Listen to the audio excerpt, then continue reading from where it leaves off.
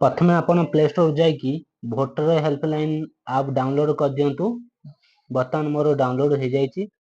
आपको ओपन करंतु। ओपन कला परे आपण पाखरे मोबाइल नंबर और पासवर्ड अच्छी जदि लॉगिन करि परिबे, जदि नाही न्यू यूजर जाइए न्यू अकाउंट ओपन करि परिबे। बर्तमान मो पाखरे मोबाइल नंबर पासवर्ड अच्छी सेते मु लॉगिन करूची। लॉगिन कले आपनको मोबाइल नंबर को एक गोटे ओटीपी जियो। ओटीपी गला परे से ओटीपी को क्लिक करी लॉगिन करंतु।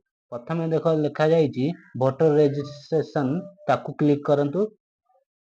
क्लिक हैला परे पूरा लास्ट रे जांतु लिखाई आधार नंबर सबमिशन सेटा क्लिक करंतु। क्लिक कला परे लेटेस्ट स्टार क्लिक करंतु।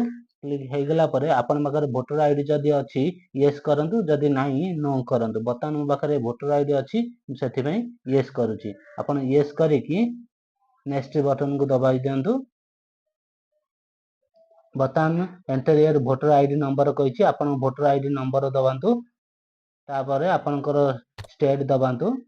स्टेट दबाइला परे आपनकर डिटेल्स आसी जिवो।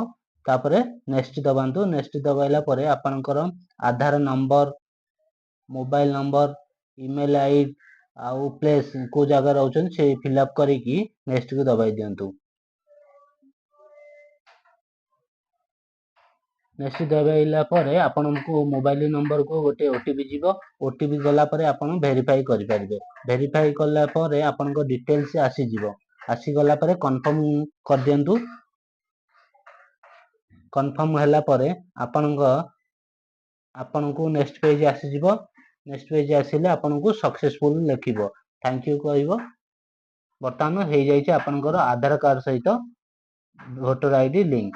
जदि आपनकर पूर्वर हो जाइए लिंक ताहले तळे देखंतु नोटिफिकेशन आसी जाइए, ताहले आपन एई परे नोटिफिकेशन आसी जिवो।